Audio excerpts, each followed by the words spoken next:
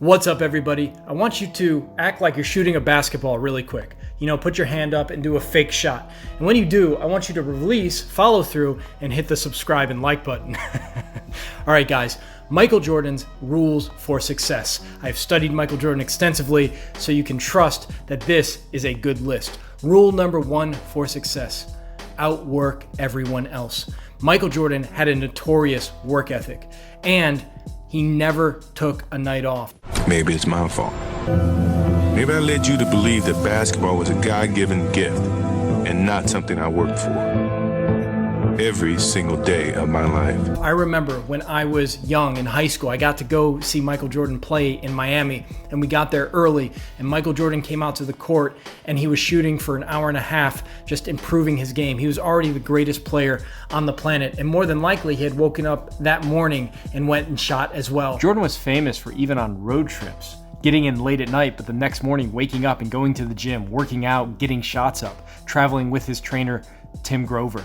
He formed the Breakfast Club with Scottie Pippen and some of his other teammates, so they woke up each morning, worked out, and ate breakfast together. Jordan was constantly working around the clock because he knew to be able to be the very best and stay at the top, he had to outwork everyone else so he could get into the zone more often. And he also knew that work ethic helped him deal with the pressure and overcome fear. Work ethic eliminates fear. Yes. So if you put forth the work, then what are you fearing? You know what you're capable of doing, what you're not. We're down to 2, now to 1. Here's Jordan. Ironically, the greatest insight that I've gotten about Jordan's work ethic doesn't come from basketball. It comes from when he tried to play baseball. Every day, the first person there before the sun would be Jordan. And he was there because he wasn't good. He would work with a batting instructor and work all day long and be the last person to leave every night also. And the day would end, and he would say to the batting instructor, "Can we do a little more? I think I'm getting this. I think I'm learning this. I think I'm getting this." And that's when Sports Illustrated put him on the cover, saying that Michael Jordan has embarrassed baseball.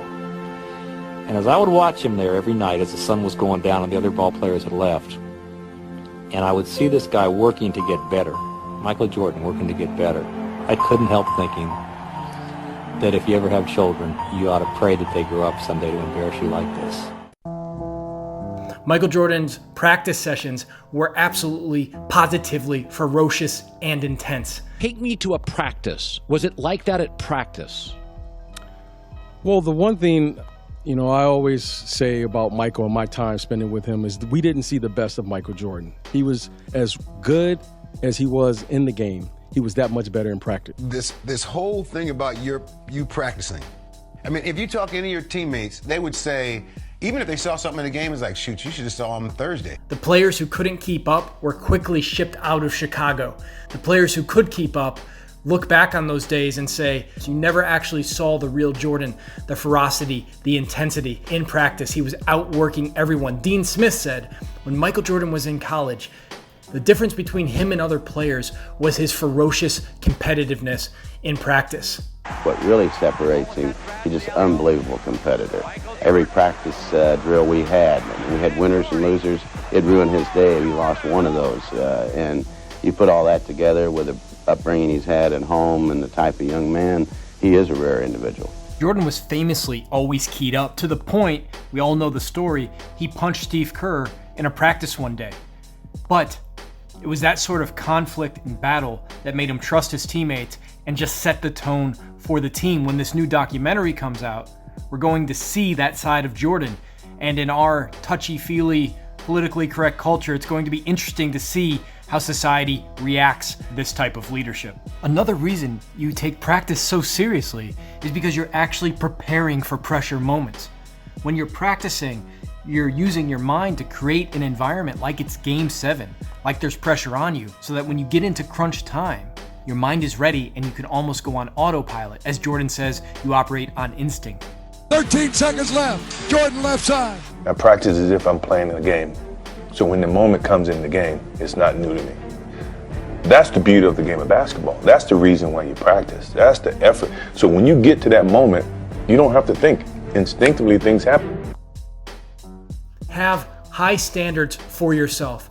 Michael Jordan once said, "What separates me from everybody else is they're competing against me while I'm competing against the vision of myself. I'm competing against myself. How great can I become?"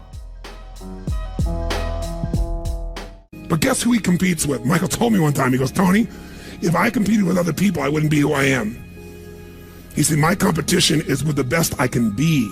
They're trying to compete with me. That's why I beat them. Because they're competing with where I am. But I'm competing with where I can be." When you're trying to compete against the version of Michael Jordan that you see, you're trying to catch up to that version of Michael Jordan you saw him as last game. He's already working to evolve beyond that. So by the time you catch where he's at, if you catch him, which is probably not going to happen, but even if you were to get to that level you've seen him play at, he's competing against this ideal version of himself. And if he's competing against this ideal version of himself, he's constantly getting better, so you can't really catch him. Now, I do think it's smart to glance at the competition to see what they're doing, where they're at. It motivates you, but your drive should be your own standard. I ever feel that I'm at my best. I feel I still have room to improve. I still set goals for myself to strive for. So I'm never really too complacent with myself or with what I've achieved. I still feel that I have a plateau that I hadn't reached yet in terms of my skills or my expectations of myself. I'm always going to expect myself to do certain things or surpass certain things. As long as I believe that, then my road to success is going to continue to expand. No one's going to put more pressure on Michael Jordan than Michael Jordan. In practice, in games, throughout his life. Have higher standards for yourself than anybody else has for you. Visualize greatness. Michael Jordan said, "I don't get nervous in crunch time because I've been there so many times, just playing tricks with my mind." I tend to be calm. Things tend to slow down. As I go into situations that people don't know the outcome, I've already experienced them in my mind, just playing tricks with myself. So it didn't seem new to me, and I wasn't afraid to fail with it. Once I began to understand that, I became a master of the game of basketball. So Michael Jordan would drive to the games, and as he's driving, he's hitting game winners in his mind. He's dominating the defense as he's driving to the game in his mind. And then when he's practicing, he's also envisioning going against the greats of the game. You see him before a game, and you see him sitting there, and we have the tape on of the team we're playing, and he's almost mesmerized by it. He looks and he's watching, and sometimes I wonder if he's watching. Sometimes I wonder if he's now watches the tape, and now he doesn't start seeing things in his world about what he wants to do on that particular night. Michael Jordan visualized constantly. It was his secret weapon, and Phil Jackson helped him become even better at using his mind by introducing him to meditation and mindfulness, which is the ability to find silence and stillness and then to let go of thoughts and just let them float away, so you can let go of fear and anxiety and be fully in the present moment. This is something that we talked about a lot as a basketball team, is about how to be in the moment, being able to visualize what might happen in those times. Michael so embraced this, and I think that was the beauty of his game, is that he had all these abilities to adjust, not force his own predetermined idea, but allow those things to come together for his game.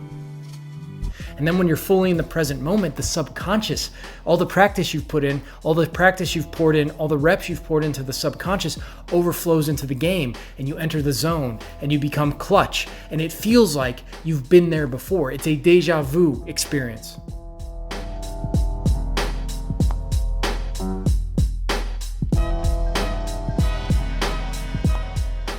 As I go into situations that people don't know the outcome, I've already experienced them in my mind, just playing tricks with myself. What's up, guys? Make sure you go to basketballbrain.com to get the full program. Also, for a limited time only, it will include the Killer Instinct program and my new program, The Rare Mind. If you don't know about Basketball Brain, we've had over 200,000 users go through some form of the program, and it helps you get in the zone. It helps you train your mind.